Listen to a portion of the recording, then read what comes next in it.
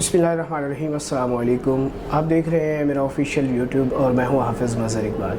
नाज़रीन, गुज़श्ता साल और इस साल में मिलियंस की तादाद में लोग जो है वो मुल्क छोड़ रहे हैं। पाकिस्तान में जिस तरह के हालात हैं, हर दूसरे बंदे की ख्वाहिश है कि वो अब्रॉड में जाए और यूरोप में जाए और पैसा कमाए, क्योंकि जिस तरह के यहाँ पे हालात हो चुके हैं, महंगाई है बहुत ज़्यादा, और इसके अलावा ये है कि कारोबार जो है वो नहीं है, मसनूआत सारी बंद हो रही हैं, जो फैक्ट्रीज़ हैं वो सारी बंद हो रही हैं, आए रोज़ जो है वो लोग फाकों पे मजबूर हैं, ख़ुदकुशियाँ कर रहे हैं। तो ऐसे में हर ख़ानदान की ये ख्वाहिश है, हर नौजवान की ये ख्वाहिश है कि मैं बाहर जाऊँ और बाहर से पैसा कमा के लाऊँ और अपने पेरेंट्स जो हैं उनकी ख्वाहिशात जो है उनको पूरा करूँ। इसी वजह से इस साल करीब साबका जो 76 साल है उन सब में से ज़्यादा जो है वो हिजरत हुई है, यहाँ से लोग पाकिस्तान छोड़ के बाहर गए हैं। ये तारीख़ का हिस्सा है। और अगर मेरे मुताबिक अगर अब जिस तरह 47 में हुई थी, अगर वीज़ा ख़त्म करके इस बार ये अलाउ किया जाए कि आप हिजरत कर सकते हैं, तो तारीख़ की सबसे बड़ी हिजरत और पाकिस्तान में कोई भी ना बचे सिवाय कब्रिस्तान के, सिर्फ़ कब्रें हों और वो लोग हों जो इस पाकिस्तान को चूस रहे हैं। तो जब आपकी ख्वाहिश ये होती है, हर नौजवान जो स्टूडेंट है, घर में है, कारोबार कर रहा है, उसकी ख्वाहिश है कि मैं बाहर जाऊं, तो ऐसे में जो एक और कहावत है कि जब तक लालची ज़िंदा हैं फराडिये भुखे नहीं मरदे। पंजाबी की कहावत है कि जदों तक लालची ज़िंदा ने फराडिये भुखे नहीं मरनगे। इस तरह जिस तरह जैसे जैसे हालात ख़राब होते जा रहे हैं, तो लोग बाहर जाने के चक्रों में, इसी तरह जो लोग हैं जो लूटते हैं लोगों को, उन्होंने भी अपने ऑफिस सजा लिए हैं और उन ऑफिस में लोगों को गुमराह किया जाता है, नौजवानों को सुहाने से ख्वाब दिखाए जाते हैं और वहाँ के बड़े खूबसूरत जो हैं ऑफिस दिखाए जाते हैं, और फिर यूरोप की मद में उनकी जो जमा पूंजी बची होती है वो भी उनसे ले ली जाती है और उनको बाहर का चक्कर दे के लूट लिया जाता है। इस तरह आप आज जो मैं आपको बताना चाहूँगा, या जिस तरह आज मैं यहाँ पर मौजूद हूँ ज़िला हफ्ज़ाबाद में, WST ग्लोबल के नाम से यहाँ पर एक ऑफ़िस है, उनके ऑनर हैं अनस भाई, वो मेरे साथ मौजूद हैं। उनसे ये कड़वे, मीठे और फीके और तीखे जो है ये सवालात करेंगे, क्योंकि ये मैंने जब रिसर्च की इस पे, तो हाफिज़ाबाद ज़िले की अगर मैं बात करूँ तो उसमें मुझे एक मुस्तनद इदारा नज़र आया जिसने आज तक जितने भी केसेस किए उनमें मुझे जान नज़र आई, और उनकी रेशो जो थी वो बाकी सारे इदारों की निस्बत ज़्यादा थी जो कामयाब थे। तो इसलिए मैंने इंतखाब किया कि इनसे ही जानेंगे और आज इनसे बात करेंगे, और वो सवालात जो हर नौजवान, हर वो फैमिली मेम्बर जो अपने बच्चे को बाहर भेजना चाहता है उसके ज़हन में, वो सारी चीज़ें इनके साथ बात करेंगे और डिस्कस करेंगे और इनसे जानने की कोशिश करेंगे कि अगर हमने 2 बार या 3 बार अप्लाई किया है और किस तरह अप्लाई करने का तरीका क्या है, बच्चे की क्वालिफ़िकेशन क्या होनी चाहिए, और क्या ये वर्क वीज़ा जो है वो भी देते हैं या सिर्फ स्टडी वीज़े का काम कर रहे हैं, विजिटिंग का काम कर रहे हैं, ये सारी तफसीलात आपके गोश गुजार करेंगे। तो मेरे साथ अनस भाई हैं, इनसे मिलते हैं। अस्सलाम वालेकुम जी। जी वालेकुम सलाम जी। अनस भाई कैसे हैं? जी अल्हम्दुलिल्लाह ठीक। कैसा इदारा कैसा जा रहा है जी? जी अल्लाह ताला का करोड़ों करम है, शुक्र है उसकी ज़ात पाक का। अच्छा, आपने जो इब्तदाई तालीम थी वो कहाँ से शुरू की, कहाँ तक पढ़े और किस तरह इस फील्ड में जो है वो आप आ गए? Sir that was a very long story. उसमें ये था कि सबसे पहले हम कॉलेजिंग अपनी IMIT ग्रुप ऑफ कॉलेज से पास आउट हुए। उसके बाद हम यूनिवर्सिटी से अपनी जो लेटर ऑन हमारी एजुकेशन है उधर से हासिल की। उसके बाद हम इस फील्ड में आ गए। इसमें हमने आने से पहले एक सर्टिफाइड और जो कोर्सेज़ होते हैं जो एक कंसल्टेंट को बेहतर बनाते हैं, उसके लिए हमने बहुत मेहनत की और अल्लाह ताला की करम नवाज़ी से आज आपके सामने और एक कामयाब अदारे को रन कर रहे हैं। नहीं, अच्छा देखें, इस वक्त जो हमारे पाकिस्तान की अगर हम मईशत की बात करें या बिज़नेस लेवल की बात करें, हज़ारों प्रोफेशन है, ठीक है, माशाल्लाह गुड लुकिंग है, हैंडसम है, आपको तो हीरो होना चाहिए किसी फिल्म में। आपने इस प्रोफेशन का जो इंतखाब क्यों किया? देखें मतलब बड़ा खूबसूरत आपने सवाल किया है। देखें देखें हमें वो काम करना चाहिए सबसे पहले जो अल्लाह ताला की मेहरबानी से जो हम जिसमें बेहतर है, ठीक है। अगर देखिए एक काम मैं और प्रोफेशन देखता हूँ जिसमें मैं बेहतर ही नहीं हूँ, या जिसको मैं बेहतर बना ही नहीं सकता, तो मैं कैसे उसको लेके आगे चल सकता हूँ। तो I am the best in visa consultancy और स्टडी अब्रॉड के बारे में हमने बहुत ज़्यादा जो मेहनत की है, और हमारे जो पार्टनर्स हैं जो ओवरऑल ऑस्ट्रेलिया, अमेरिका और कनाडा में मुकीम है और इस अदारे को चला रहे हैं, तो उनकी अंडर ऑब्जर्वेशन हम इस चीज़ को बहुत बेहतर तरीके से कर रहे थे, और इंशाल्लाह हम जो है ना इसको बेहतर तरीके से लेकर और भी आगे जा सकते हैं इंशाल्लाह, और जाएंगे। अच्छा, आप यहाँ पे मतलब क्या क्या कर सकते हैं? जो आप स्टडी वीज़ा कर रहे हैं, विज़िट वीज़ा कर रहे हैं, वर्क परमिट दे रहे हैं, डन बेसिस के पे कर रहे हैं या चांस बेसिस पे है कि अगर जाएगा आप करते हैं, अप्लाई करते हैं, अगर ऑन ईयर हो गया तो ओके, अदरवाइज़ आप नहीं करेंगे? देखिए मज़र, सबसे पहले आपने बड़ी खूबसूरत बात की डन बेस के बारे में। आपको पता है कि हाफिज़ाबाद की हवा में डन बेस है, ठीक है? पाकिस्तान की हवा में आजकल नहीं, देखिए मैं यहाँ पे ज़रा ज़्यादा है जी। मैं लाहौर में मैंने काम किया है, और DHA में ऑफिस हमारा, इस्लामाबाद में भी किया है, और फैसलाबाद में ओवरऑल मेरा वो मेन ऑफिस था, उधर भी हमने काम किया, गुजरांवाला में भी काम किया। तो मैंने इतना डन बेस कहीं नहीं देखा जितना actually I seen in Hafizabad. Actually मैंने इधर बहुत ज़्यादा देखा है, तो इसलिए मैं कहता हूँ कि हाफिज़ाबाद की हवा में डन बेस है। असल में ना सर, हाफिज़ाबाद में मैं समझता हूँ कि ज़्यादा लोग जो है वो जट बरादरी से ताल्लुक़ रखते हैं, ज़मींदारा तबका है, और उन्होंने सोच होंदी है कि किला बेचांगे बच्चा बाहर।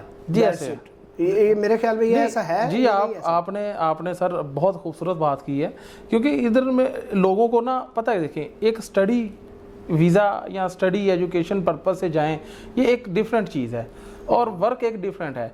ये हाफिज़ाबाद में दोनों को कंबाइन किया हुआ है। अच्छा, ठीक है। वो कहते हैं कि जी हमारा बच्चा किसी तरीके से पहुंच जाए, ठीक है, ठीक है। अब मेन चीज़ होती है इसमें नॉलेज लेना। बिल्कुल। कंसल्टेंट्स इस चीज़ का ज़्यादा फ़ायदा उठा रहे होते हैं, इसको ज़्यादा वो कैश कर रहे होते हैं कि अगले बंदे को इस बारे में इल्म ही नहीं है। देखिए हमारा काम जो होता है ना सर, वो होता है ट्रांसपेरेंट किस्म का, ठीक है।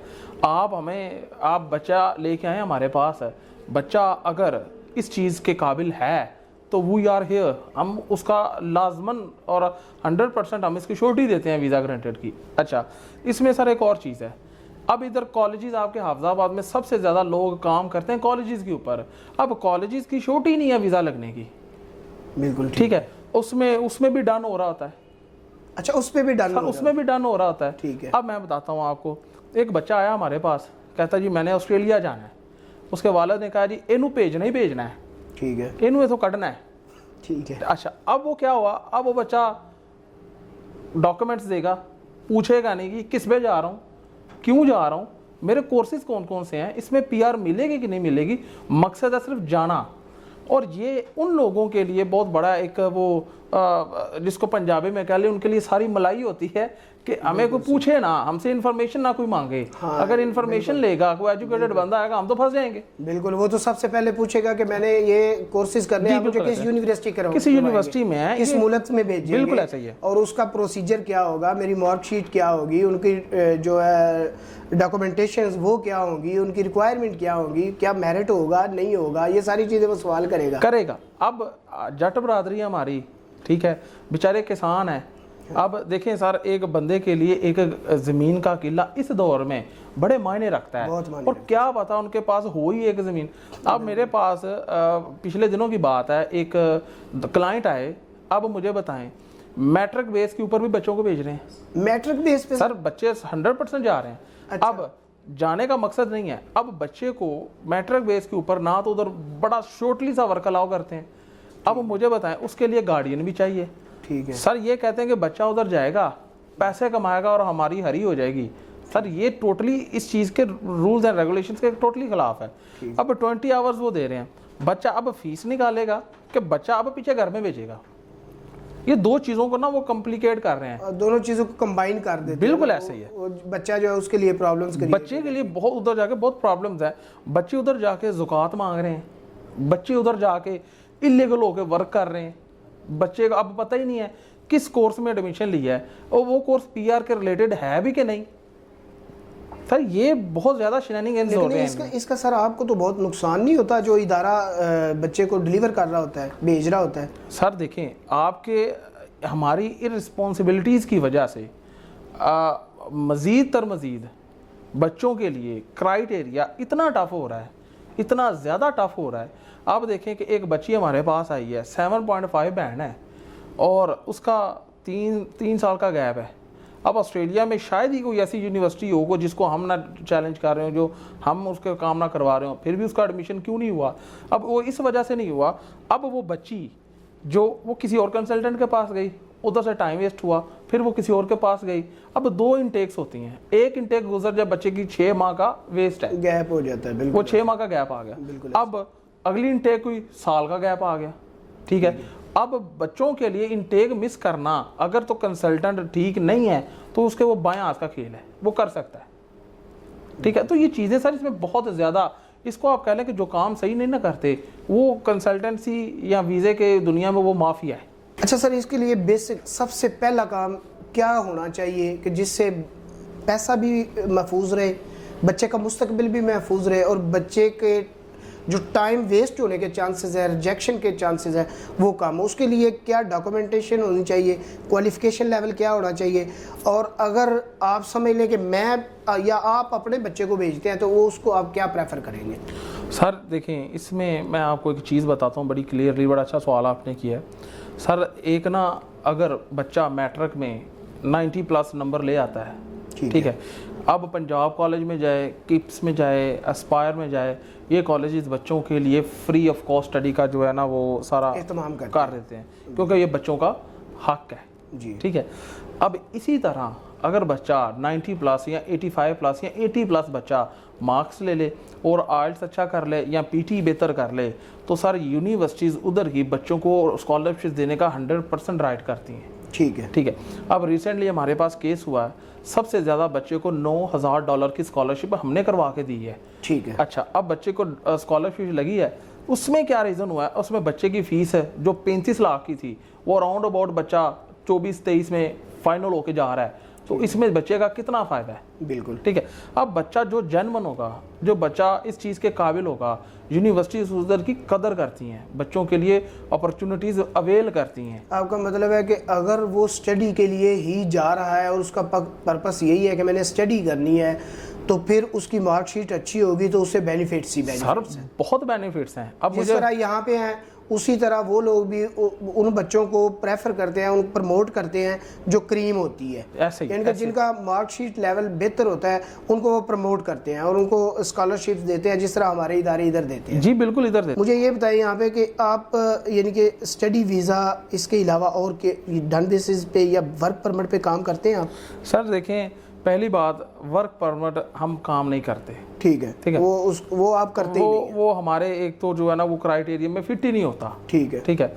अगर वर्क परमिट का मैं काम करूं तो कोई ऐसा बंदा जिसको वर्क परमिट से या नुकसान हुआ हो, तो वो अगर हमारा नाम ले, वो कहेगा ये भी बंदे फ्रॉडी हैं, बिल्कुल। तो हम वो चीज़ अपने साथ ऐड ही नहीं करते जिसकी वजह से हमारा कैलिबर डाउन जाए। अच्छा, एक्चुअल ये हमारे, अगर मैं डिस्ट्रिक्ट की बात करूँ ना, डिस्ट्रिक्ट हाफिजाबाद में ये सबसे ज़्यादा अलमिया भी यही है जी, ऐसी वर्क परमिट डन बेसिस, ठीक है। ये 2 चीज़ें ऐसी हैं जो इंसान को लालच देते हैं, उनको सबस बाग दिखाए जाते हैं और वो बहुत जल्द उनके ट्रैप में आ जाता है। जी ऐसा ही है।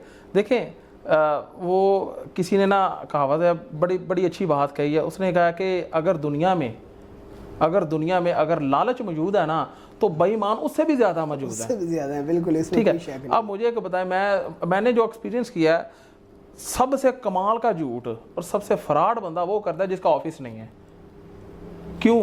उसके पास ऑफिस होगा वो पकड़ा जाएगा, बिल्कुल, और ऑफिस होगा तो सर उसके पास जो है ना झूठ बोलने के लिए गुंजाइश ही नहीं होगी, क्योंकि उनके पास वो अपने हाथ काट के खुद दे रहा है। जो अच्छा बंदा है उसका ऑफिस भी होगा, उसका काम भी होगा। अब ये डिपेंड करता उन लोगों के ऊपर जिनके पास इंफॉर्मेशन अच्छी है। अच्छा, स्टडी वीज़े के अलावा विजिट वीज़ा भी आप अप्लाई? सर विजिट वीज़ा हम कर रहे हैं, इमिग्रेशन हम कर रहे हैं, ठीक है। अच्छा, बिल्कुल हमारा अच्छा, स्टडी के लिए तो हो गया कि आपको मार्कशीट अच्छी होनी चाहिए, ठीक है, और लोएस्ट जो स्टडी लेवल है वो क्या होना चाहिए? सर उसमें लोएस्ट जो हमारी WST की टीम है, जो पार्टनर्स हैं, हम जो फोकस करते हैं बच्चे के इंटरमीडिएट पे करते हैं या ग्रेजुएशन लेवल पे करते हैं, ठीक है। अब बच्चा एक ग्रेजुएशन भी कर रहा है, ठीक, उसके बाद मास्टर कर रहा है, अब मास्टर के बाद से पीएचडी बाकी रह जाती है, ठीक है। अब मास्टर का बच्चा जो कर आता है ना, हम उसको जो है ना वो परस्यूड इसलिए नहीं करते, अब पीएचडी के ऊपर वीज़ा ग्रांट नहीं होता, ठीक है, बहुत मुश्किल है। अगर होता है अब वो पूछते हैं कि जी आप अपनी आधे से ज़्यादा स्टडी 80% स्टडी आपने पाकिस्तान में हासिल कर ली है, अब पीएचडी जो है 20% रह गई है, पीएचडी वो हमारे पास आके करने आ रहे हैं कि सेटल होने आ रहे हैं, ठीक है। ये ना, यानी आपका मतलब ये है कि जो लोग ये करते हैं कि जी पीएचडी बेसिस पे आपको लेके जाएंगे, इसका मतलब है उसमें भी चांसेस बहुत कम होते हैं जी, बंदे के पैसे डूबने के ज़्यादा होते हैं, जबकि डन यानी कि वहाँ पे पहुँचने के, स्टडी कंप्लीट करने के कम चांसेस हैं, ऐसे ही है, बिल्कुल ऐसे ही है। बनिस्बत उसके जो इंटरमीडिएट के बाद जा रहा है। जी ऐसे ही है, ऐसे ही है। अब मैं आपको एक चीज़ बताता हूँ, हमने अगर फ़र्ज़ करें अगर कोई बच्चा हमारे पास अगर आता है, अब वीज़ा रिजेक्शन के उनके चांसेस किस वजह से ज़्यादा आते हैं, उनकी देखते हैं कि जी एसओपी कैसी है, स्टेटमेंट ऑफ पर्पस है। अब ऑस्ट्रेलियन जो इमिग्रेशन, उनको वो इंग्लिश चाहिए जो ऑस्ट्रेलियन के मुताबिक हो या उनके रैंकिंग के मुताबिक आती हो, ठीक है। अब मेरे पास एक क्लाइंट आए, उनके बैठे फादर थे और 2 बच्चे थे। अब 2 बच्चे 2 दफ़ा रिजेक्टेड हुए हैं हाफिजाबाद में, अच्छा, एक मैटर पे 2 दफ़ा रिजेक्ट हुआ है और एक इंटरमीडिएट में 2 दफ़ा रिजेक्ट हो गया है। अब मुझे बताएं सर, 80% उसके मार्क्स हैं, 7 बैंड है, बच्चा कहाँ से रिजेक्ट हो रहा है? अब वो कैसे रिजेक्ट हुआ? जब मैंने उनका रिजेक्शन देखा है, उसके ऊपर लिखा हुआ कि बच्चा जो है ना वो 1 साल का गैप था, वो बच्चे उन्होंने लिखा जी नेवी से रिटायर्ड है, कैप्टन था। अब मुझे बताएं कि वो कैसे वीज़ा ग्रांट करेंगे? वो कहेंगे ये आईएसए का बंदा है, बिल्कुल, ठीक है। बिल्कुल। अब एक चीज़ और होती है कि उसके ऊपर जब एप्लीकेशन कर रहे होते हैं ना, तो उन्होंने लिखा होता है कि क्या बंदा मिलिट्री में, नेवी में या पुलिस में कहीं में काम कर चुका है। हमने उसको करना था नो, क्यों? कि वो स्टूडेंट है। बिल्कुल, वो बच्चे ने तो नहीं ना किया जिसको आप अप्लाई करवा रहे हो, जी उसने ऐसे तो ही, नहीं किया। ऐसे ही है। अब उसके ग्रैंडफादर या फादर ने किया है तो वो एक अलग स्टोरी है। अब इसकी वजह से रिजेक्ट हुआ है। अब रिजेक्ट हुआ है, मैं बच्चे को कह रहा हूँ कि अगर आपके पास है इतनी इन्फॉर्मेशन होती कि आप वीज़ा किस तरह हासिल कर सकते हैं और क्या क्या इसके स्टेप्स हैं, तो मुझे आप बताओ आपका वीज़ा किस तरह रिजेक्ट होता? आपकी अपनी गलती और कंसल्टेंट का कसूर की वजह से आप दोनों ने किया है। अच्छा, जिसकी 2 बार रिजेक्शन हो जाए उसके लिए चांस होता है सर, तीसरी बार का? सर देखें, इसमें तो वही बात है कि अगर आप वो करते हैं कि रिजेक्ट हो गया एक दफ़ा, अब वो आजकल का डाटा आता है share, embassy to embassy share हो रहा होता है, हमें बताना पड़ता है कि रिजेक्ट हुआ है या क्यों नहीं हुआ या किस वजह से रिजेक्ट हो गया। अगर उसकी प्रोफाइल को मजीद बेहतर बनाए तो कुछ चांसेस हो सकते हैं कि वो वीज़ा ले जाए। ठीक है, ऐसे ही नहीं, जो फ्रेश केस है उसकी निस्बत तो उसके चांसेस कम हो जाएंगे सर, बहुत कम हो जाएंगे। अगर 3 बार रिजेक्ट होता है तो फिर सर फिर तो वो सीधी ना है, यानी कि फिर वो ब्लैक लिस्ट में, चला गया। बिल्कुल ऐसे ही है। तो इसका मतलब है कि आपको अगर बच्चे ने, नाज़रीन ये बड़ी वैलिड बात जो मेरी समझ में आ रही है कि अगर आपने बच्चे को यूरोप भेजना है तो सबसे पहला जो काम है वो ये है कि आप जिस इदारे से भेज रहे हैं उसमें कितने % आपको यकीन है और उसकी वर्थ जो है वो क्या है, उसने कितने केसेस किए हैं, उसमें पास कितने हुए हैं, उसमें क्लियर कितने हैं, उसकी रेशो क्या है। ये सबसे पहले चेक करने वाली बात है कि आप जिस बंदे के पास जा रहे हैं, अगर ज़िला अफजाबाद में है तो WST को ज़रूर आजमाएं, वहाँ पे जाएं, क्योंकि इनके केसेस की रेशो मेरे नॉलेज के मुताबिक बेस्ट है। तो आपको सबसे पहला जो काम करना है वो ये करना है कि आपने जिस इदारे को अप्रोच करना है, जिसको आप यूज़ कर रहे हैं, जिसके थ्रू आपने बाहर जाना है, उसकी ऑनेस्टी और उसकी जो रेशो है वीज़ा पॉलिसी के मुताबिक, उसको आपने पहले वॉच करना है। अगली बात बाद में, ताकि आपका बच्चा रिजेक्शन से बच सके और ये ना हो कि आप उस बंदे के पास जाएं जिसके बंदे के पास 100 बंदे आए हैं जिनमें से 80 रिजेक्ट हैं और 20 जो है वो गए हुए हैं। आप कोशिश करें कि उस बंदे का इंतखाब करें जिसके 80 गए हुए हैं, 20% जो है वो किसी ना किसी वजह से टेक्निकल बुनियाद पर जो है वो रिजेक्ट हैं, वो बात हज़म हो जाएगी। अच्छा सर, एक और बात, इंटर के बाद जाने के, जो इंटर के बाद अप्लाई करता है उसके रिजेक्शन के चांसेस ज़्यादा हैं या जो मैट्रिक के बाद करता है उसकी? सर मैट्रिक के बाद ऑब्वियसली एक तो बच्चा होता है अंडर 18, उनके लिए गार्डियन भी चाहिए। बिल्कुल ठीक है, जो ऑस्ट्रेलिया में हो, एक बात। नंबर अच्छा, उसके लिए वहाँ का कोई एक बंदा बतौर गार्डियन जो है वो वहाँ होना ज़रूरी है? जी बहुत ज़रूरी है। अगर बंदा मैट्रिक के बाद अप्लाई करता है? जी बिल्कुल, मैट्रिक के बाद अगर करेगा तो उसको वर्क आवर्स बिल्कुल नहीं मिलेगा, अलाउ ही नहीं होंगे। अगर हुए तो वीकली 2-3-4 घंटे अलाउ होंगे। और अगर जो इंटरमीडिएट के बाद करता है उसके पास कितना वर्क आवर जो है सर उसके पास वीकली 20 आवर्स वर्कर जो है ना अलाउ है। अब एक वीक में आप 20 घंटे जो है वो काम कर सकते हैं। उसके लिए यूनिवर्सिटी उसको या आप लोग या आपका जो उधर बंदा है वो उसको थोड़ा हेल्प आउट करेंगे? सर बिल्कुल हेल्प आउट करेंगे। हमारा जो 2005 से हम काम करना स्टार्ट हुए हैं तो सबसे पहला ऑफिस हमारा सिडनी, ठीक है, पैरामेटा, इसमें हमारे मैनेजर्स अवेलेबल हैं इसमें, और सिडनी मेन जो हमारा हेड ऑफिस है उसमें हमारे पार्टनर्स अवेलेबल हैं। तो आप बच्चे को उधर, बच्चे को अप्लाई करने से लेकर बच्चे की नेशनलिटी तक, जब उसको पीआर मिलती है, हम बच्चे की जान नहीं छोड़ते। आप हमारा फेसबुक पेज विज़िट करें, इसके ऊपर हमने पूरा बच्चे का पीआर होने तक हमने बच्चे के पेपर्स अपलोड किए होते हैं कि आप देखिए कि बच्चे को पीआर भी मिल गई है। अच्छा, एक और चीज़ है सर जो मोस्टली मैंने देखा है कि आपको यहाँ से बताया जाता है कि आपको ऑस्ट्रेलिया भेज रहे हैं जी, जबकि बाद में पता चलता है बंदा ऑस्ट्रेलिया नहीं पहुँचा, वो कनाडा पहुँच गया।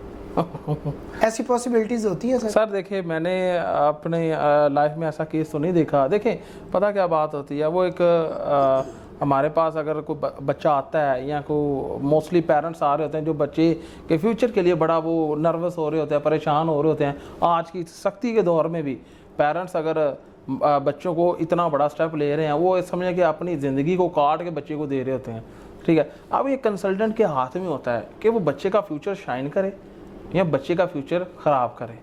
अब एक दफ़ा बच्चे के ऊपर रिजेक्शन लगती है ना तो माँ बाप का भी कलेजा फट जाता है इस चीज़ के ऊपर कि मेरा बच्चा जो है ना अब ये कामयाब नहीं हो सकता। ये एक अलमिया बन चुका है सर। इसके अलावा एक और भी बात है ना सर, जितना उसके पास बेचारे के पास जमा पूंजी होती है वो भी तो नुक्कड़ लग जाती है सर। देखें वो भी बड़ा जो है वो मैटर करती है कि अगर एक बंदा 25-30 या 40 लाख रुपए इन्वेस्ट करता है और उसके डूब जाते हैं। जी ऐसे ही सर मैं आपको बड़ी इंटरेस्टिंग सी बात बताता हूँ। मेरे पास शायद ही कोई ऐसा यूनिवर्सिटी या ऐसा कोई कॉलेज ऑस्ट्रेलिया, कनाडा, यूएसए, उसके बाद यूके, न्यूजीलैंड और आयरलैंड, इसमें शायद ही ऐसा कोई कॉलेज या यूनिवर्सिटी ना हो जो मेरे पैनल में नहीं है, ठीक है। फिर भी मैं बच्चों को क्या कहता हूँ कि हमने कहाँ जाना है, यूनिवर्सिटी जाना है। देखें एक स्कूल बंदा पास आउट करता है, कॉलेज में जाता है, कॉलेज पास आउट करता है, यूनिवर्सिटी में जाता है। ये एक ना स्टेप बाय स्टेप बच्चे की जो है ना ग्रोथ हो रही होती है। अब मैं बच्चे को कहूँ कि पंजाब कॉलेज में पढ़ लिया, अब जाओ किप्स में जाके पढ़ो या उसमें जाके तालीम हासिल करो, मुझे ये बताइए कौन सा अच्छा मशवरा है? अब बच्चा इधर से कॉलेज पास हो रहा है और उधर जाके मैं उसको कॉलेज में एडमिशन करवा रहा हूँ तो बच्चे के रिजेक्शन के चांसेस 100% हैं। अब इसमें क्या हो रहा है, अब इसमें भी डन होता है सर। डन कैसे होता है? 40 लाख में डन हो रहा है। अब उनको लालच दी जाती है कि जी बच्चे की फीस ही बड़ी थोड़ी है, आप टेंशन ना लें, 40 लाख में डन हो रहा है। बच्चे को वो कंसल्टेंट को 30 लाख दे के जा रहे हैं, 6 माह तक 30 लाख वो अपने पास रखेगा, उसको यूज़ करेगा, उसको यूटिलाइज करेगा मुख्तलिफ बिजनेस में, खुद वो अर्न कर लेगा। बच्चे का जब रिजेक्ट होगा उसको 30 लाख वापस कर देगा। मुझे आप बताएं मजहर साहब कि इसमें बच्चे का फायदा है कि कंसल्टेंट का फायदा है? कंसल्टेंट तो बिजनेसमैन हो गया ना फिर सर। अगर उसी पैसे को सर्कुलेट कर दिया, अपनी अर्निंग पूरी कर ली है उसने। अगर 50 लाख रुपए की स्टेटमेंट चाहिए उसके लिए 5 लाख रुपया लगता है, 5 लाख बनाने के लिए। अब कंसल्टेंट सबसे पहले क्या कहेगा, जी हम बना के देते हैं। ऐसे ही दो चीज़ें सर जो है ना वो मोस्टली देखने में आ रही है, एक तो जो है बैंक स्टेटमेंट और दूसरा आइट्स। ऐसे ही है, ये कहते हैं ये इंक्लूड करके हम केस करेंगे या इसको हम आपने आइट्स भी आपने क्लियर करना है और स्टेटमेंट भी आपने देनी है। ये दो सूरतें बताई जाती हैं। ऐसे ही। और इसमें सबसे ज़्यादा जो हम लोग चाह रहे होते हैं कि हम कुछ भी ना करें, हम यहाँ आए हैं, इनको डॉक्यूमेंट दिए हैं तो कल ये हमें टिकट दें वहाँ एयरपोर्ट पे आके।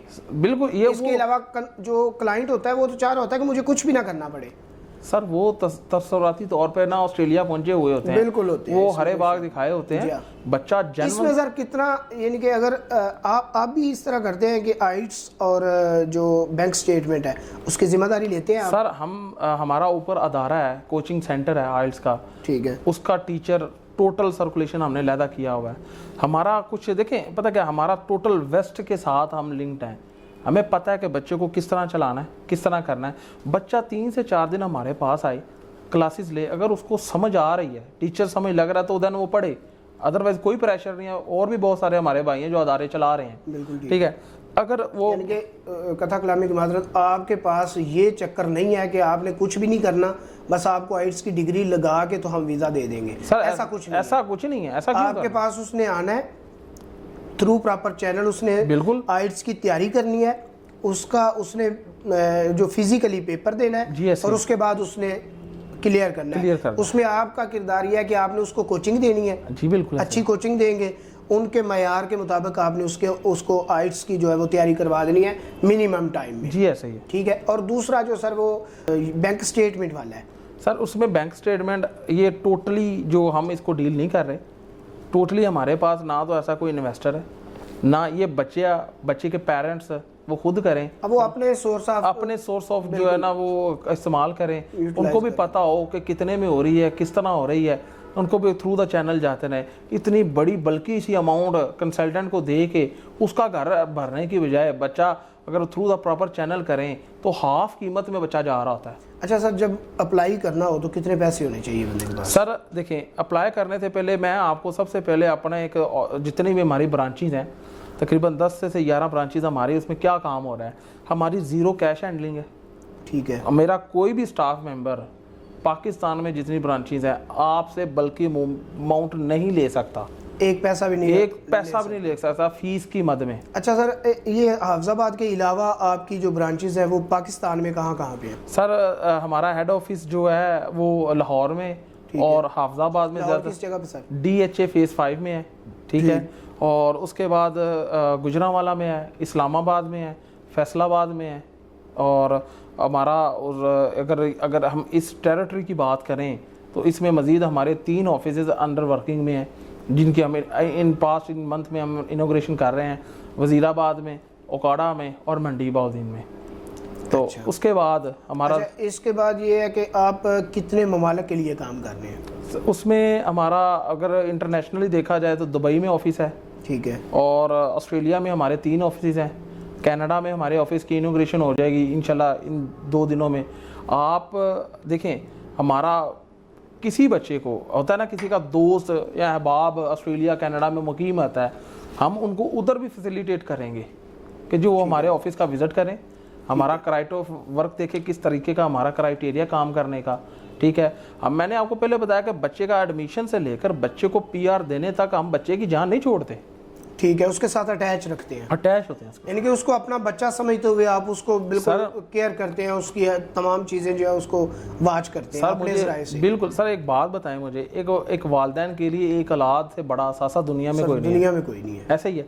अब जब उनका लगते जिगर उनसे लैदा हो रहा हो, उनको ये फिक्र नहीं होनी कि मेरा बच्चा उधर क्या करेगा, कैसे रहेगा, क्या खाएगा, क्या पिएगा। सर ये सोच अगर हो जाए तो फिर ये जो, अगर मैं पाकिस्तान या पंजाब या ज़िला की बात करूं तो इनकी तो मेरे ख्याल में सैकड़ों दुकानें बंद हो जाएंगी। सर ये देखें, यही बात एक चीज़ मैं कहता हूँ ऑन एयर, ये बात कहता हूँ कि अगर बच्चे को इन्फॉर्मेशन हो, उसके पेरेंट्स को उससे भी ज़्यादा इन्फॉर्मेशन हो, तो सर आप देखें एक साल में ये जो ठग बंदे हैं, ये जो लूटते हैं, ये तो सर भूखे मर जाएंगे, ये आपको दिहाड़ियाँ करते नजर आएंगे। बिल्कुल, इसमें कोई शक नहीं है।